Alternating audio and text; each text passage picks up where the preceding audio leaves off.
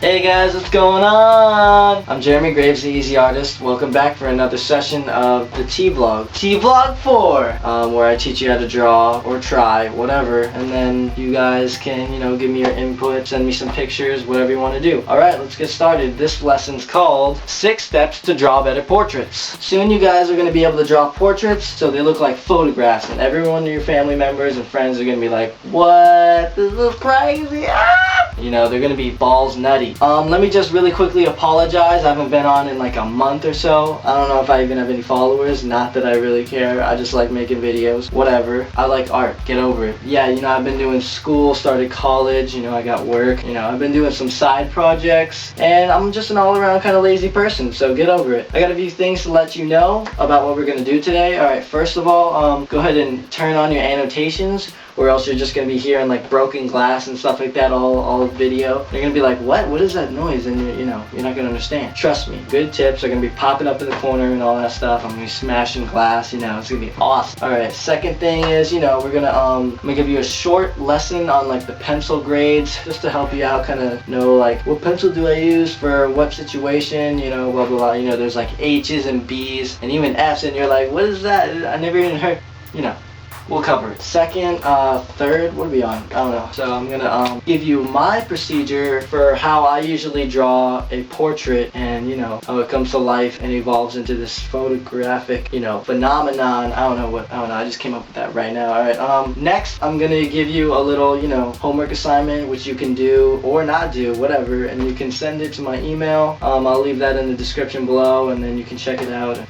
I'll put it up on next video, in the end credits, and that's what we're gonna do also. I'm gonna have a little sass time. It's called Student Appreciation Session, and I'm just gonna put up some of your guys' photos that you've drawn, and then, we're gonna be like, yeah, that's sick, or, you suck, give up now. No, I'm just kidding. It's gonna be awesome. Then I'm gonna show you a couple of mine and show you, like what you can look forward to doing and creating, and people are gonna love you. They're gonna be like, oh my god, you could draw so sick, man. Like, trust me, drawing is not something that people do that often, in everyday life. So when you can do it, it's kind of cool, and everyone's just like, whoa, that's awesome, man. Keep doing it, if you love it, Yeah, so I'm going to give you about 6 steps that'll help you draw portraits a lot better, and we're going to go ahead and start now. Enjoy the video. Thanks, guys. Alright, here we go. Step 1, F rulers, okay? Don't want you using any of that, so let me just hear it one more time. F rulers. Okay, so I don't want you using any type of rulers when you're doing these pictures, alright? I want you to get good at looking, observing the picture, putting it on there with your Xeroxing hand, okay? This thing, your hand, whichever hand you draw with, is going to be amazing, okay? This thing is going to be just printing them out. This is going to be amazing, alright? And rulers, they just don't help that situation. You got to get good at your hand-eye coordination. You got to get your eye-hand coordination good and strong, You got to be looking at that portion, bang, boom, bomb. Alright, it's not going to be perfect right away. Trust, my first portraits came out like, it's going to be looking so good, and then, whoa, their faces like stretched, like, oh, or it's going crazy. It's slanted, it's madness. But you got to keep doing it, The first portrait I ever did that came out okay, check it out. And then here's a portrait of the one where, I thought her face was kind of squished. It's supposed to be, I think, Kate Blanchett, but yeah, check it out. Okay, so that was the first tip. I want you to just work on copy and pasting with this hand, mastering it out. Don't use your ruler. Just kind of, okay, that's the size of the head. Go ahead and do that right there. All right, on to the next step. All right, the first step that I take is going to be your second step, I guess this is, which I call it, just outlining. When I do a picture, I'll either have like a live model, which I don't like to do because I feel bad for them. They're just sitting there, but sometimes you got to do it, whatever. I like to get a photograph of a person. Maybe I'll take them somewhere and take like a specific photograph that's good with the lighting and all that stuff that I like, and then I got this picture here that I could just sit with for an hour or two and draw it, look it out. So what I'll do is outline the basic head structure, the hair, cheeks, and then I go in closer and I'll slightly outline where the eyes, nose, mouth are, and it's gonna look really crappy at first. You're just gonna look like you're just drawing, and you're disappointed in this work right now, but don't worry, it'll get better. This outline process process is, you know, you need this, okay? Otherwise, where are you gonna know where to put all your shading and everything, which comes later. That's the last thing you do. Hold on, we're getting there. Outline, don't forget, that's your second step. Hook it up. Alright, so this third step for you guys is called, I call it grayscaling. Alright, so you got your outline on your paper and it looks like this.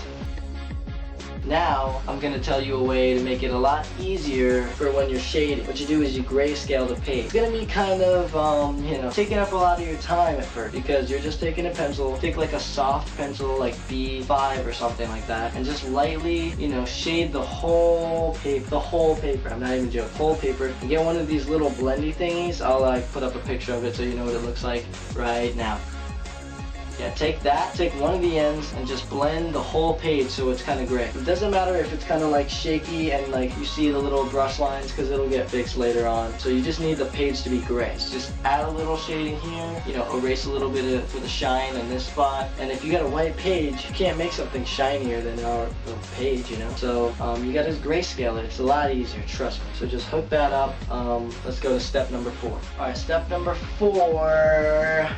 Step number 4 is shading. This is going to take the longest out of all of the steps, alright? So you got your outline, you got your grayscale going. This is where you approach this very slowly. What you're doing is not drawing a whole face all at once. You're drawing it piece, by area, by whatever, alright? So usually I'll start with something simple, okay? So I'll do the outer, you know, area of the head. It's not even, you're not even on the body yet. This gray area right here, you know, you look in your photograph, is it lighter here, is it darker here, whatever it is, go ahead and just shade it, you know, shade in a little here and smear it. The smear pen, the blendy pen thing is like my favorite tool. I use that more than the pencil for crying out loud. Just hook it up, you know, do a little thing going around the head right here. It makes it look a lot more realistic if there's something in the background. I don't know what it is, but it makes it pop. Then you go in area by area. Usually I'll do the eyes very last, and then I'll do nose and mouth first. I'll go and do the cheeks area,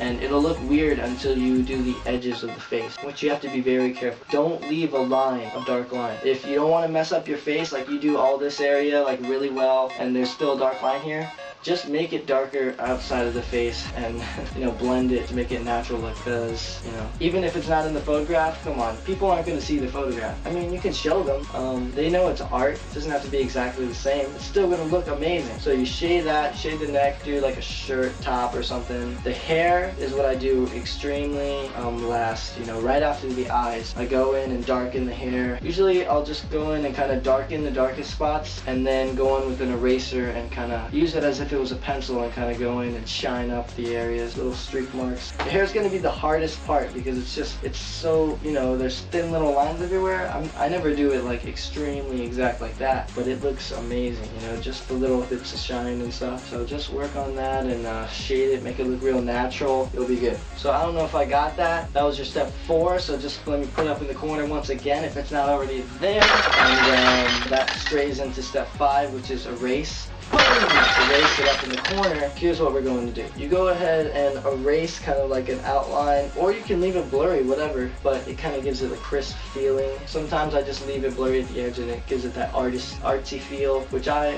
tend to like, the like dirty art, messy. I don't even know what that is, but it's what I like to do. And then, but I'll go in with an eraser, do that shine on the hair, maybe for like a cheek spot or on the nose. Definitely the eyes, but the eyes aren't always going to be glowing white, you know what I mean? Sometimes they're in the, you know, you're squinting or whatever, they're in the shade. So don't always feel like you have to have the whitest eyes. The hardest thing I've encountered is jewelry, maybe earring or something that shines really bright. It requires you to put in a lot of sharp detail, so that in that case I would get like a harder tip pencil, like H4 or something, and go in maybe just H2 or something and try to draw all the little lines of that jewelry piece. But other than that, just, you know, erase the touch-ups, and did I even say that right? Just go in and erase and fix it up, clean it up, whatever. And then I got one last step for you. This is step number 6.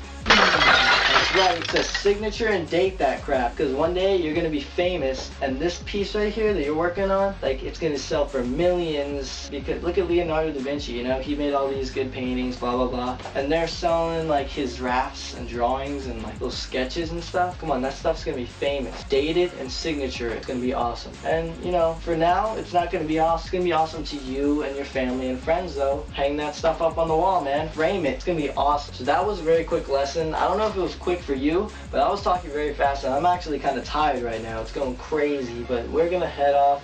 And you know, I'm going to show you some of my artwork. These are some of the portraits that I've done just recently. So here's a little slideshow, whatever. Look it up. Alright, now I know that was fine and all, but I don't like to brag, so that's why I waited, and now it's student appreciation session. Hook it up. Here we go. Check it out. Alright, I hope you guys enjoyed that. So here's your homework for until whenever I make another video. Hopefully it's not another month from now, but you never know. I'm sorry if I do that, because I do not want to do that. I love making these videos. Alright, back to your homework though. You are now commissioned to draw either a self-portrait or a portrait of a family or friend or some random person on the street that you think looks really cool. Or you can either even print out a picture of a celebrity, you know, someone, you know, it's kind of cool when everyone recognizes them. Or, you know, but stick to humans for now and stick to this area right here and maybe like this area if you want. But honestly, I think the head and the neck are the most challenging parts for right now that you gotta work on. So draw those, send them into my email. I'll be watching you. I'm gonna give out grades. Not really. I think it's all gonna be awesome. I really appreciate when people even just try. So draw them, send them in. Email's gonna be in the bottom bar. Love you, hate you, still gonna, I don't know. I'll see you guys next video, and take it easy. Thanks for coming out.